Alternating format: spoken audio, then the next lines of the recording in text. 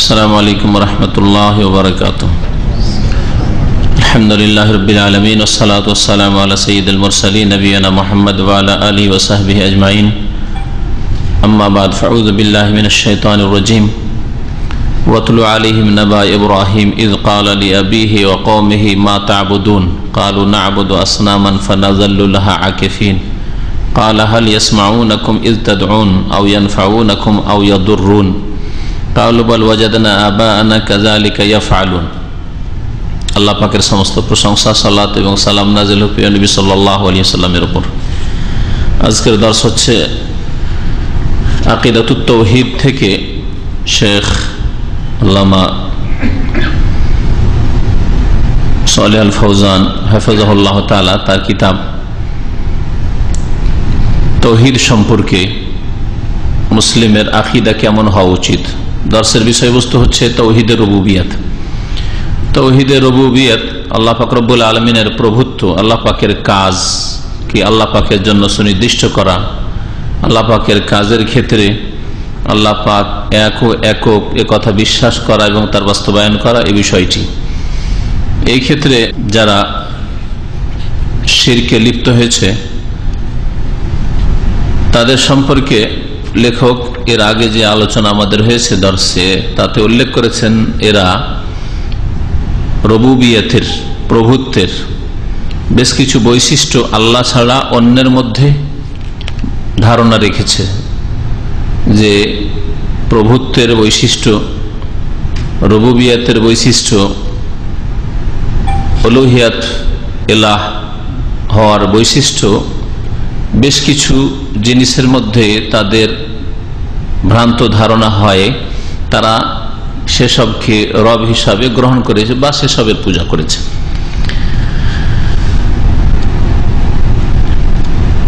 এই বাতিল আকীদার খণ্ডন সম্পর্কে আজকে যে দর্শটি সামনে রয়েছে তাতে লেখক বলছেন আর রাদ্দু আলা হাযিহি তাসাওউরাত আল বাতিলা, এই বাতিল বা ভ্রান্ত ধারণার খণ্ডন আমরা কি করে করব। বলছেন আল্লাহ পাক রব্বুল আলামিন স্বয়ং মুশরিকদের ভ্রান্ত ধারণার খণ্ডন করেছেন কোরআনে কারীমের বিভিন্ন আয়াত।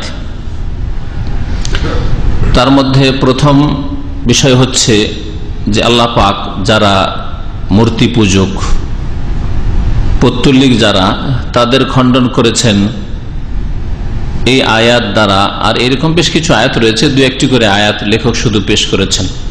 মহান আল্লাহ ইরশাদ করছেন আফারাআইতুমুল লাতা ওয়াল উজ্জা ওয়া মানাতা সালিসাতাল উখরা, আচ্ছা বলো তো তোমরা লাত উজ্জা সম্পর্কে আর তৃতীয় আরেকটি যে দেবী মানাত এ সম্পর্কে,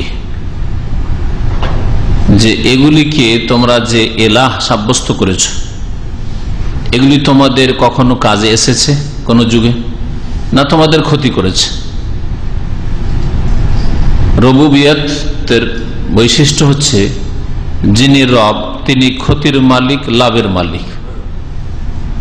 তো এগুলোকে যে রব হিসাবে গ্রহণ করেছ, তো এগুলি কি তোমাদের কোনো সময় ক্ষতি করেছে না লাভে এসছে। এই আয়াত দুটি সম্পর্কে ইমাম কুরতুবী রহমতুল্লাহ আলাই বলছেন ওমান আল আয়া আফারাআইতাহুম হাযিহিল আলিহা, আচ্ছা তুমি বলো তো এই উপাস্যগুলি সম্পর্কে, মাবুদগুলি সম্পর্কে, আনাফাত আও দাররাত, এগুলির দ্বারা কোনো উপকার হয়েছে না ক্ষতি হয়েছে। যদি এগুলি কারো ক্ষতি করতে পারে না, উপকার করতে পারে না, তাহলে আল্লাহর কি করে শরীক হতে পারে। হাত্তা তাকুনা শুরাকা লিল্লাহি তাআলা, তাহলে আল্লাহ শরীক কি করে হইতে পারে। বরং নিজের লাভ লোকসানের মালিক নয়, অন্যের লাভ লোকসানের মালিক হওয়া, ক্ষতি সাধন করা বা উপকার করা তো দূরের কথা, নিজেকে রক্ষা করতে পারে না, আর নিজেকে ক্ষতি থেকে বাঁচাতে পারে না, নিজেকে লাভবান করতে পারে না। ওয়াহাল দাফাত আন নাফসিহা, নিজের প্রতিরক্ষার ব্যবস্থা করতে পেরেছিল এই মূর্তিগুলি। হিনামা হাতামাহা রাসূলুল্লাহ সাল্লাল্লাহু আলাইহি ওয়াসাল্লাম আসহাবুহু রাদিয়াল্লাহু আনহুম ওয়া হাদামুহা, যখন রাসূলুল্লাহ সাল্লাল্লাহু আলাইহি ওয়াসাল্লাম এগুলিকে ভেঙে চুরমার করেছিলেন এবং সাহাবায়ে কেরামরা তাতে শরীক হয়েছিলেন, আর এসব উপাসনালয়গুলিকে সাহাবায়ে কেরামরা ভেঙে ফেলেছিলেন। তাহলে যদি ক্ষতি করার মতো ক্ষমতা থাকতো এসব দেবদেবীতে উপাস্যে, যে দেবদেবীর প্রতিমূর্তি করে পূজা হচ্ছিল, কারণ মূর্তি পূজা সম্পর্কে এর আগে লেখক বলেছেন যে তাদের ধারণা ছিল যে আন্না হাজিল আসনাম তুমাসসিলু আশিয়া গায়েবা, এই মূর্তিগুলি আসলে মূর্তির পূজা না, মূর্তির পিছনে বিশেষ এমন ব্যক্তিরা আছে যারা এখন সামনে নেই, মজুদ নেই, কিন্তু তারা কোন এক যুগে ছিল, শতলোক হিসাবে ধরা হোক অথবা যেভাবে ধরা হোক না কেন তারা ছিল। এগুলি প্রতীক জানা, আসলে এগুলি প্রতীক হিসাবে পূজা হচ্ছে, আসল পূজা হচ্ছে ওই ব্যক্তিগুলির। তারপর তাদের ধারণা ছিল যে যে কোনো জিনিস যার মধ্যে বিশেষ কোনো ক্ষমতা আছে সেটা পূজনীয়। তাদের ধারণা যেগুলোর মধ্যে ওই ক্ষমতা আছে, আর ক্ষমতা থাকা হচ্ছে রুবুবিয়তের বৈশিষ্ট্য, এরকম তাদের ধারণা ছিল। তাই যদি হয় তো নিজের তো প্রতিরক্ষা করতে পারলো না, নিজেকে বাঁচাতে পারলো না। রাসূলুল্লাহ সাল্লাল্লাহু আলাইহি ওয়াসাল্লাম সাহাবায়ে কেরামরা যখন মূর্তি ভেঙেছেন কাবার চারিদিকে, তারপরে তায়েফের যুদ্ধ হয়েছে, তখন এখানে বিভিন্ন সেই মুশরিকদের উপাসনালয় ছিল, সেগুলোকে ভেঙে ফেলা হয়েছে। খালিদ বিন ওলীদ রাদিয়াল্লাহু তাআলা আনহু ভেঙে ফেলেছেন। এরকমই বিভিন্ন আস্তানার পুজো হইত। মহান আল্লাহ এই মর্মে ইব্রাহিম আলাইহিস সালামের ঘটনা উল্লেখ করতে গিয়ে বলছেন যে ইব্রাহিম আলাইহিস সালাম মূর্তি ভেঙে ফেলেছিলেন। যদি মূর্তি পূজা মানে এর পিছনে যেই লোকগুলি, যে নেক লোক, সৎ লোক, যাদেরকে ধারণা করা হচ্ছে, মহামানব মনে করা হচ্ছে তাদের পূজা, বা কবর মাজার পূজা, কবর তো ওই 3.5 হাতের মাটি পূজা করা আসল উদ্দেশ্য না, ওখানে যেসব নেক লোকদেরকে, ওলিউল্লাহদেরকে দাফন করা আছে তাদের পূজা করা, এটা উদ্দেশ্য। তাহলে এই লোকগুলি তারা নিজেদের প্রতিরক্ষার ব্যবস্থা করতে পারত, নিজেকে বাঁচাতে পারত, ক্ষয়ক্ষতি থেকে নিজে লাভবান হতে পারত এবং অন্যদেরকে বাঁচাতে পারত, রক্ষা করতে পারত। বাগদাদের ওপর, ইরাকের ওপর কত যুগে যুগে জালেমদের যে হামলা হয়েছে, সুবহানাল্লাহ। বাগদাদের আব্বাসী খেলাফতের পতন ঘটেছে, আর মুসলিমদের সভ্যতাকে ধ্বংস করেছে হালাকু খা, এই তাতারিরা। আব্দুল কাদের জিলানীর, যাকে গাউসুল আজম মহান উদ্ধারকারী বলা হচ্ছে, তার কবর তো সেখানে। তো যদি কোন ব্যক্তি মুসলিমদের যারা শিরক করে থাকে এই কবর মাজার পূজার মাধ্যমে, এইসব ব্যক্তিত্ব, কবর পূজা মানে ওই ব্যক্তির পূজা। আব্দুল কাদের জিলানী গাউসুল মহান উদ্ধারকারী, তিনি দিতে পারেন, জীবিত করতে পারেন, উদ্ধার করতে পারেন, সন্তান দিতে পারেন, রোগ ভালো করতে পারেন, এসব শিরকি কুফরি আকীদা আছে। এইরকমই যারা মূর্তি পূজক, তাদের ওই মূর্তি, এইগুলি যাদের নামে, তাদের সম্পর্কে এইরকম বিশ্বাস যে তারা উন্নতি অবনতির মালিক, ভালো মন্দের মালিক, রুবুবিয়তে আল্লাহর সাথে শরীক করা হচ্ছে। তাহলে এই বাগদাদকে কোনো একটা যুগে তো রক্ষা করতে পারতেন আব্দুল কাদের জিলানী। এছাড়া আপনাদের চোখের সামনে কয়েক বছরের মধ্যে ইরাকের কি হইল দুর্দশা, এই বাগদাদের কি দুর্দশা হইল, না নিজেকে রক্ষা করা এই ক্ষমতা তাদের রয়েছে, না দেশকে, না শহরকে। যদি তা থাকতো তাহলে কোন একটা যুগেতে এরকম কিছু দেখা যেত, ভালো কি করতো যে হ্যাঁ মাশাআল্লাহ বড় পীর বাগদাদকে রক্ষা করে ফেলেছে, খাজা মঈনুদ্দিন চিশতি মাশাআল্লাহ ভারতকে রক্ষা করে ফেলেছে, ভারতে বালা মুসিবত দূর করে ফেলেছে, শাহজালাল মাশাআল্লাহ। এই ঘূর্ণিঝড় আসছিল, কয়েকদিন আগে ঘূর্ণিঝড় এলো কোথায়, ব্রাহ্মণবাড়িয়াতে, হ্যাঁ, জাতিকে বাঁচিয়ে দিয়েছে, বিল্ডিং ধসা থেকে বাঁচিয়ে দিয়েছে। যদি এদের মধ্যে ক্ষমতা থাকতো, না, কোনো ক্ষমতা তাদের নাই। তাই যদি হইতো তো তারা অন্যকে উপকৃত করতে পারে, অন্যকে উপকার করা তো দূরের কথা, নিজেকে উপকৃত করতে পারে না। মহান আল্লাহ ইরশাদ করেছেন, ওয়াতুলু আলাইহিম নাবা ইব্রাহিম, হে নবী তুমি মানব জাতিকে পড়ে শুনিয়ে দাও ইব্রাহিম আলাইহিস সালামের সংবাদ, তার কিসসা কাহিনী। ইয ক্বালা লিআবিহি ওয়া কওমিহি মা তা'বুদুন, যখন ইব্রাহিম আলাইহিস সালাম বললেন নিজ পিতাকে এবং স্বজাতিকে, মা তা'বুদুন, তোমরা কিসের পুজো করো, কিসের তোমরা ইবাদত করছো, পুজো করছো। কালু তখন তারা উত্তরে বলেছিল, না আবুদু আসনামান, আমরা মূর্তি পূজা করছি। ফানাজাল্লাহ আকিফিন, সর্বদা এর উপর আমরা অটল থাকবো, ছাড়বো না, তোমার এসব বলা তো আমাদের কিছু হয় না, ছাড়বো না। কালা হাল ইয়াসমাউনাকুম ইয তাদউন, তখন ইব্রাহিম আলাইহিস সালাম বলেছিলেন যে আচ্ছা তোমরা যখন এসব দেবদেবীকে ডাকো, মূর্তি প্রতিমাকে ডাকো যখন, হ্যাঁ, তখন তারা কি তোমাদের ডাক শোনে? হাল ইয়াসমাউনাকুম, তোমাদের ডাক শোনে? তাহলে প্রথম কথা শোনেই না, শোনেই না। কোরআন স্পষ্ট করে যে এরা শোনেন না। না কোন মূর্তি, যেসব মূর্তির পূজা হচ্ছে বা আল্লাহ ছাড়া কাউকে ভগবান ঈশ্বর বলে পূজা করা হচ্ছে, ভগবান রাম, ভগবান কৃষ্ণ, হ্যাঁ, অমক তমক, এইরকমই যেসব জিলানি আর চিস্তি আর অমক আর তমক, এরা কি তোমরা তাদেরকে ডাকলে শোনে? আও ইয়ানফাউনাকুম আও ইয়াদুররুন, অথবা তোমাদের কাজে আসে, উপকারে আসে, আও ইয়াদুররুন, ক্ষতি সাধন করতে পারে, তোমাদের না লাভ করে দিতে পারে না ক্ষতি করতে পারে। তখন তারা জবাবে বলেছিল, কালু বাল ওয়াজাদনা আবাআনা কাযালিকা ইয়াফআলুন, এই কথা বলেনি তারা। কিন্তু ইব্রাহিম আলাইহিস সালামের যুগের মুশরিকরাও তারা এই কথা বলেনি যে এই দেবদেবীগুলি আমাদের উপকার করতে পারে, আমাদের ক্ষতি করে দিতে পারে, ক্ষতির ভয়ে বা উপকারের আশায় এদের পুজো করছি। বরং তারা কি বলেছিল, অজুহাত, কেন পূজা করছি? আমাদের পূর্বপুরুষ বাপদাদা করেছে। কালু, তারা বলেছে, বাল ওয়াজাদনা আবাআনা কাযালিকা ইয়াফআলুন, বরং আমাদের পূর্বপুরুষ বাপদাদাদেরকে পেয়েছি এইরকমই করতে, বাপদাদা থেকে যে ধর্ম চলে আসছে আমরা ছাড়তে পারি না করতে। তাহলে মুশরিকদেরও আসলে বিশ্বাস নেই যে এগুলি কাজে আসতে পারে।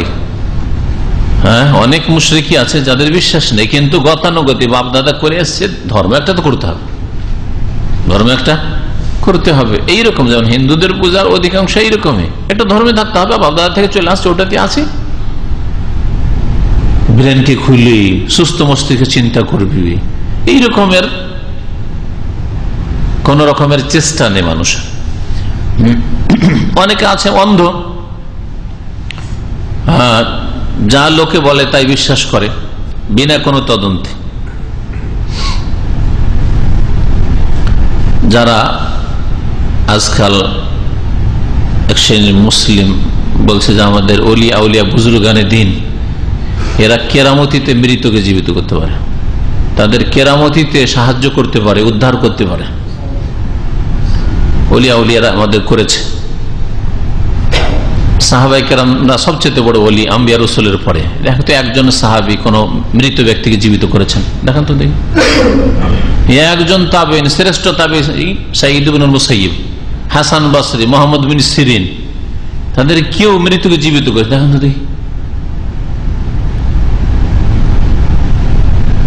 আইম্মায়ে কেরাম, ইমাম আবু হানিফা, শাফি, মালিক, আহমদ বা মুহাদ্দিসিন আইম্মায়ে কেরাম, ইমাম বুখারী, মুসলিম, কারো একজন দেখান যে অমুক ইমাম মৃতকে জীবিত করেছেন। তো যারা আসলে সত্যিকার আল্লাহ পাকের ওলি, তাদের ইতিহাসে তো পাওয়া যাচ্ছে না যে তারা মৃতকে জীবিত করেছে। কিন্তু এক শ্রেণীর লোকেরাও তাদের বিদাতি বুজুর্গানি দিন সম্পর্কে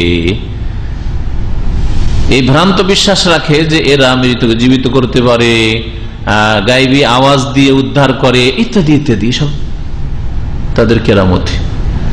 আজকে বেশ কিছু আলেমের সাথে একবার আলোচনা হচ্ছিল, তো একটা গুরুত্বপূর্ণ পয়েন্ট আসলে আপনাদের শোনাই। এইটা শুধু ওই আগেও থাকলো না, সাহাবায়ে কেরামদের আমলে পাওয়া গেল না, তাবেঈনদের জামানাতে পাওয়া গেল না, ইমাম মুহাদ্দিসিনদের মধ্যে আর ফুকাহাদের মধ্যে পাওয়া যাচ্ছে না, শুধু এই ভণ্ডদের মধ্যে কিছুদিন পাওয়া যাচ্ছে। আচ্ছা, যেগুলো মরে গেছে সেগুলো সম্পর্কে শুধু বলছে, জীবিত বর্তমানগুলো এক দুটো দেখাও।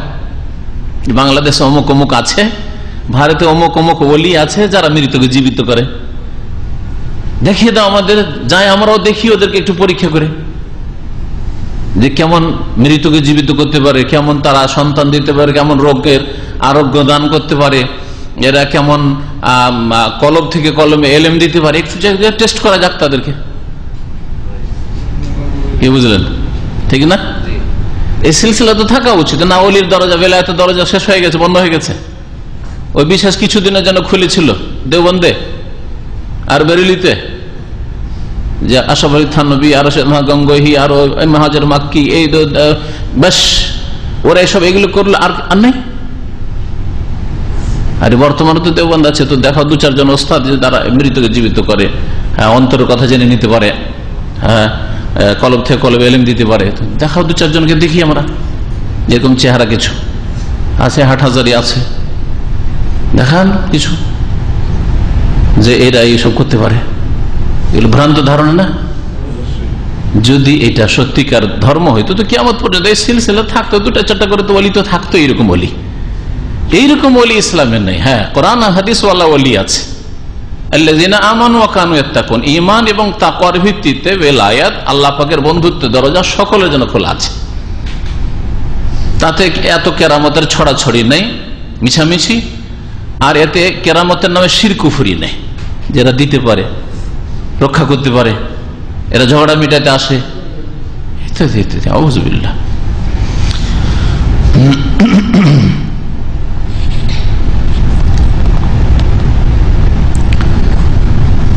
মুশরিকরা বলতো ইব্রাহিম আলাইহিস সালামকে, তারা বলেছিল বাল ওয়াজাদানা আবাআনা কাযালিকা ইয়াফআলুন, আমাদের বাপ দাদা পূর্বপুরুষকে এইরকমই করতে পেয়েছি, সুতরাং এইরকম মূর্তি পূজা করব। আরব মুশরিকরাই তাই বলেছে। এখন যতগুলি বিদাতি দল উপদল আছে তাদের কাছে কোরআন এবং হাদিস যখন পেশ করে দেবেন স্পষ্ট করে, বললো যে আমাদের বাপ দাদা এত বড় বড় আলেমরা হুজুররা ছিল, তারা কি মূর্খ ছিল? কি খেয়ে পড়েছে তারা? জানতো না? ওদের তরিকে ছাড়বে না এরা। যারাই ভ্রান্ত পথে রয়েছে তাদের দোহাই দলিল কোরআন এবং হাদিস নয়, বরং তাদের দলিল হচ্ছে বাপদাদা পূর্বপুরুষ, মুরব্বীরা। ফাকাদ ওয়াফাকু আলা আন্না হাযিহিল আসনাম লা তাসমাউ দুআ। তাহলে এই মুশরিকরা প্রাচীন যুগের ইব্রাহিম আলাইহিস সালামের জামানার, তারা সম্মতি প্রকাশ করেছিল ইব্রাহিম আলাইহিস সালামের সাথে যে এই মূর্তিগুলি তাদের ডাক শুনে না, তার ডাকে সাড়া দিতে পারে না, শুনতেও পারে না। প্রথমত শুনেই না, প্রথম শুনতে হবে, তারপরে সাড়া দিতে হবে, তাই না? আপনি একটা কথা বলছেন, আমাকে প্রথম শুনতে হবে। আমি যদি অন্যদিকে মন রাখি, মনোযোগী নয়, অথবা শুনি না, তাহলে আপনার কথা কি জবাব দেবো কথার, তাই না?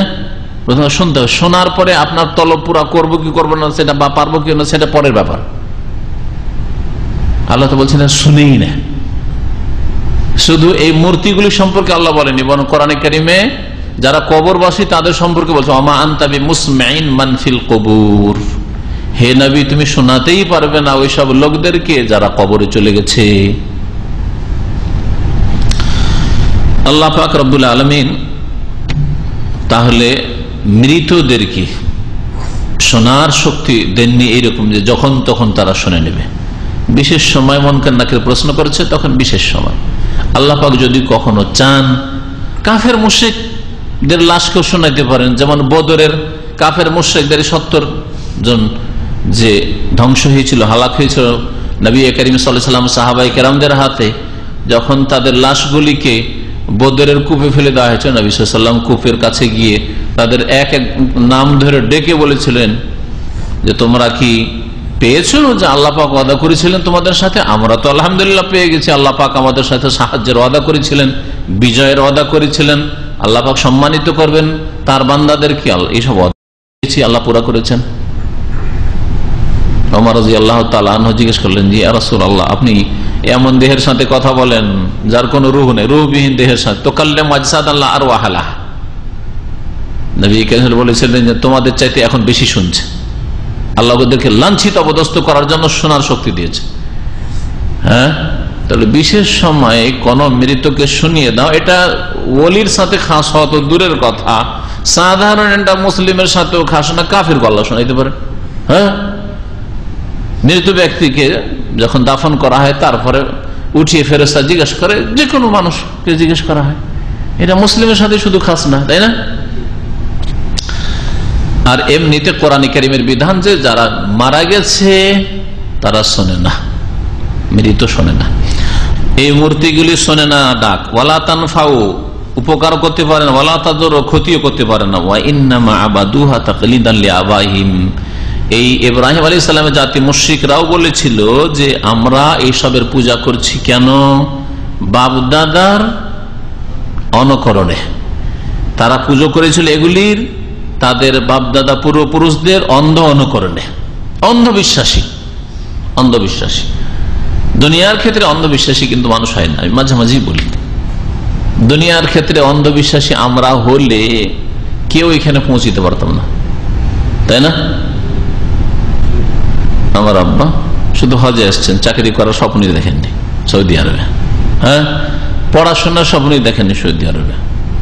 করেছি দুনিয়ার ক্ষেত্রে, তো আমরা ওই সব করি না, বাপদাদার অন্ধ অনুকরণ। আর আপনাদের কারো বাপ মনে হয় সৌদি আরব আসেনি, তাই না?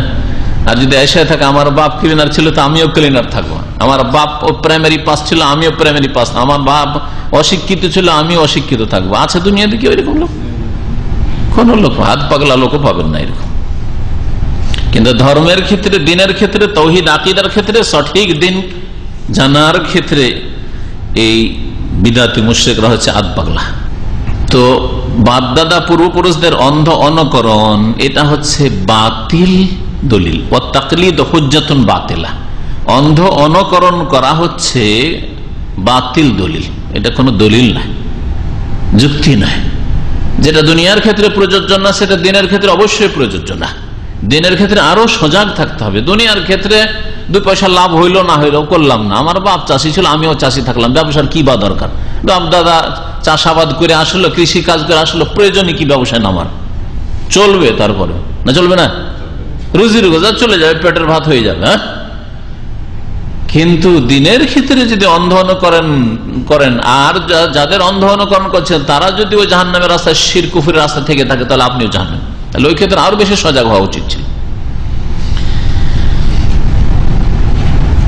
মুশরিকদের মধ্যে যারা যুগে যুগে তারকা নক্ষত্রের পূজা করেছে, সূর্য চন্দ্রের পূজা করেছে, তাদের খণ্ডনে লেখক কয়েকটি আয়াত পেশ করছেন। বলছেন, অরুদ্দা আলামান আবাদ আল কাওয়াকিব ওয়াশ শামস ওয়াল কামার বিকাউলিহি ওয়াশ শামস ওয়াল কামার ওয়ান নুজুম মুসাখখারাতিন বিআমরিহি।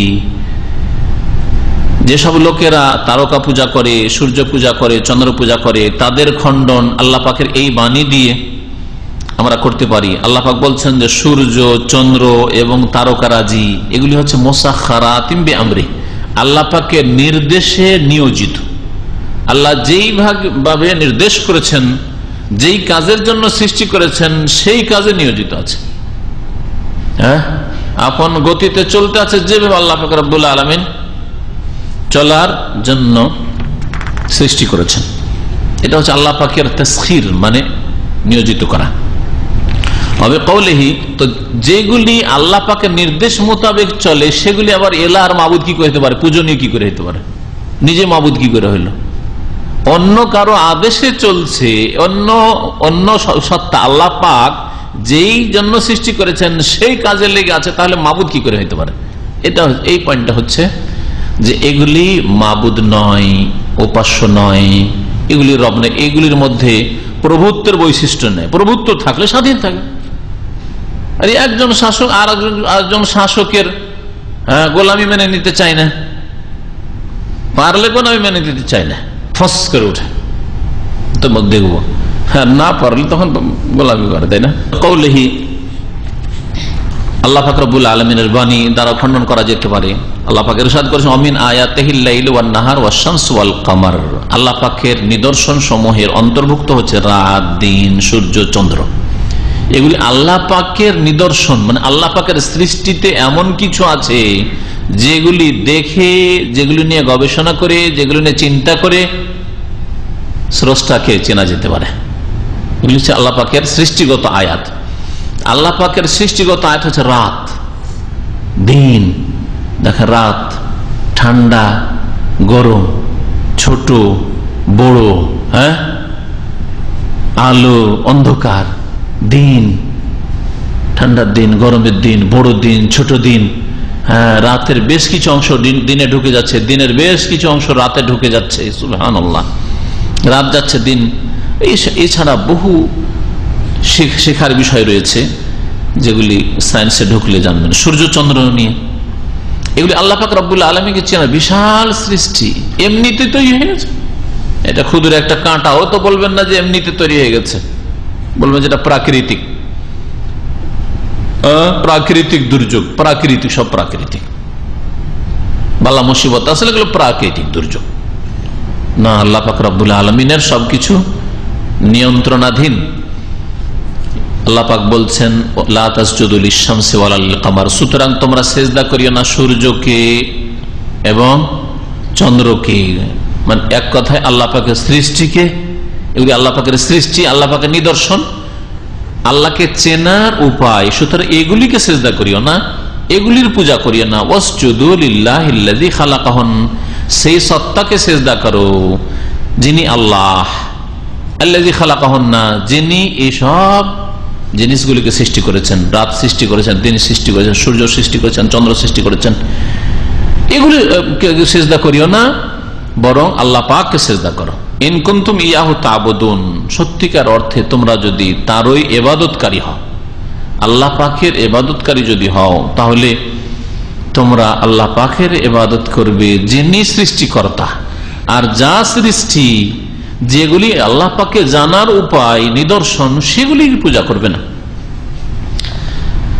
কিছু মুশরিকরা আছে যারা ফেরেশতাদের পূজা করেছে, যেমন আরব মুশরিকরা ফেরেশতাদেরকে আল্লাহর মেয়ে, কন্যা বলে পূজা করত, ঈসা আলাইহিস সালামের পূজা করেছে। তাদের খণ্ডন আল্লাহ পাক করেছেন বেশ কিছু আয়াতে। তার মধ্যে এখানে দু তিন জায়গা থেকে আয়াত কোরআনে কারিমে নিয়ে এসেছেন লেখক। ওয়ারুদ্দা আলামান আবাদাল মালায়েকা ওয়াল মাসিহ আলাইহিস সালাম, আর খণ্ডন করা হয়েছে ওই সব লোকদের যারা ফেরেশতাদের পূজা করেছে, ঈসা মাসিহ আলাইহিস সালামের পূজা করেছে। কেন তারা পূজা করেছে? যে এগুলি আল্লাহ পাকের সন্তান, আল্লাহ পাকের সন্তান। আর আল্লাহ পাকের সন্তান তো পূজনীয়, তাহলে এইভাবে মুশরিকদের মধ্যে ফেরেশতার পূজা ঢুকেছে বা ঈসা আলাইহিস সালামের পূজা ঢুকেছে, যেমন খ্রিস্টানদের মধ্যে। এর খণ্ডনে কোরআনে কারীমের আয়াত রয়েছে। আল্লাহ পাক ইরশাদ করেছেন বিকাউলি তাআলা মাত্তাখাযাল্লাহু মিন ওয়ালাদ, আল্লাহ পাক কোন সন্তান গ্রহণ করেননি, না ছেলে সন্তান না মেয়ে সন্তান। আল্লাহ পাক কোন সন্তান গ্রহণ করেননি। ওয়ালাদ ছেলে মেয়ে উভয় সন্তানকে বলা হয়। ওয়ালাদ মানে শুধু ছেলে না, ইবনুন মানে ছেলে সন্তান, আর বিনতুন মানে মেয়ে সন্তান, তাই না? আর ছেলে মেয়ে সবটাকে শামিল, ইবন বিন দুটোকে শামিল হচ্ছে ওয়ালাদ শব্দ। কিন্তু আজকাল আরবরা ওয়ালাদ ছেলের ক্ষেত্রে প্রয়োগ করে, যেটা ভুল প্রয়োগ। অনেক সময় ভাষা আসলে একরকম, কিন্তু প্রয়োগ আরেক রকমের হয়ে থাকে। আল্লাহ পাক বলছেন মাত্তাখাযাল্লাহু মিন ওয়ালাদ, আল্লাহ পাক কোন সন্তান গ্রহণ করেননি।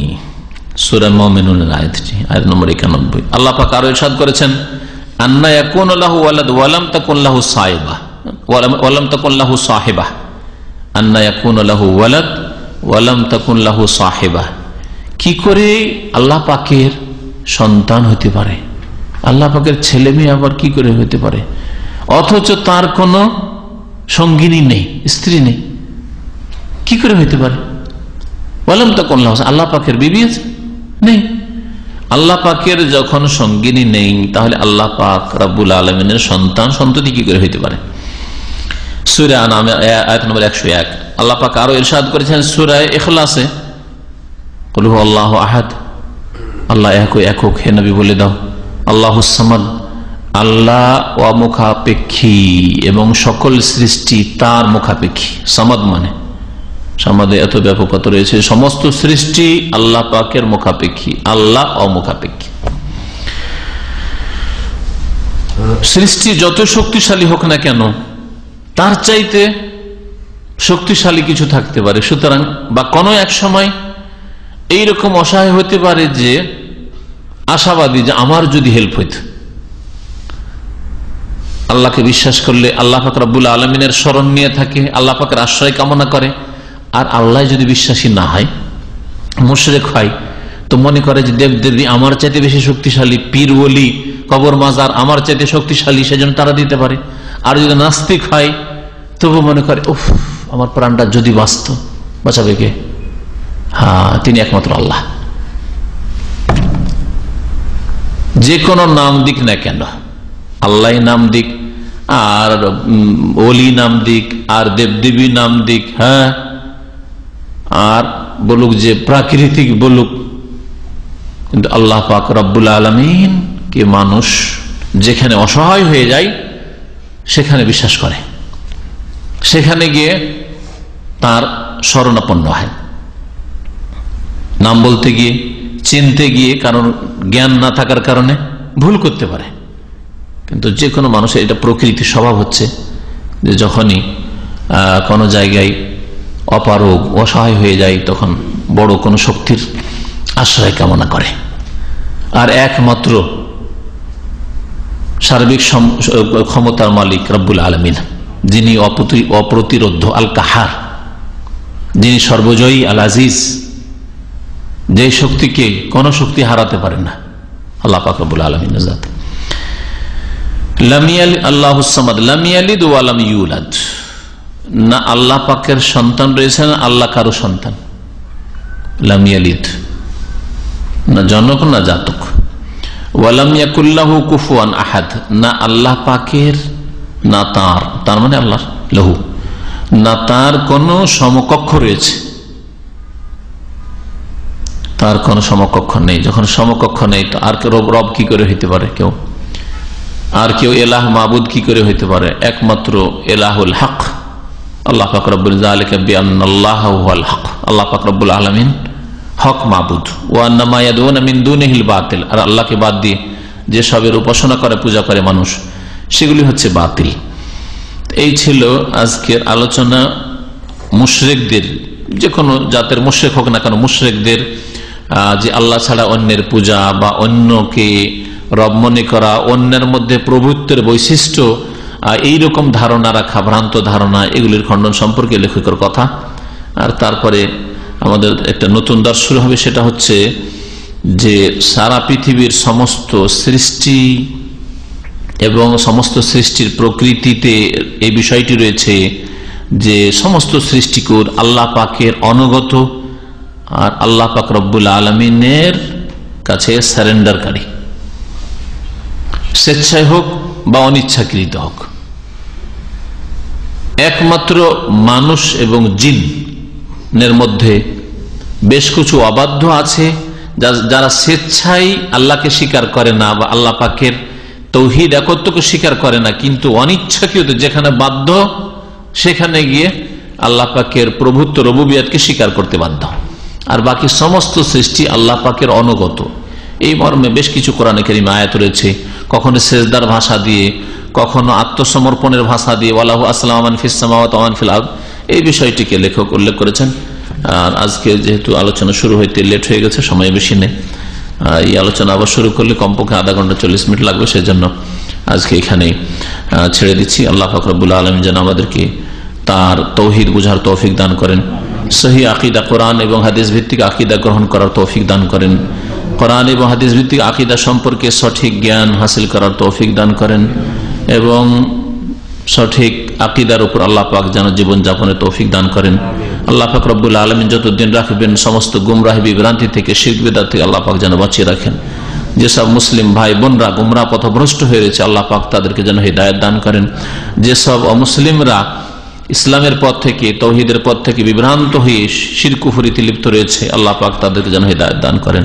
আল্লাহ পাক সমস্ত মানুষকে যেন সঠিক রাস্তায় ফিরে আসার তৌফিক দান করেন, আর সত্য দ্বীনের সন্ধান করা আল্লাহ পাক যেন তৌফিক দান করেন। সুবহান রাব্বিকা রাব্বিল ইজ্জাতি আম্মা ইয়াসিফুন ওয়া সালামুন আলাল মুরসালিন।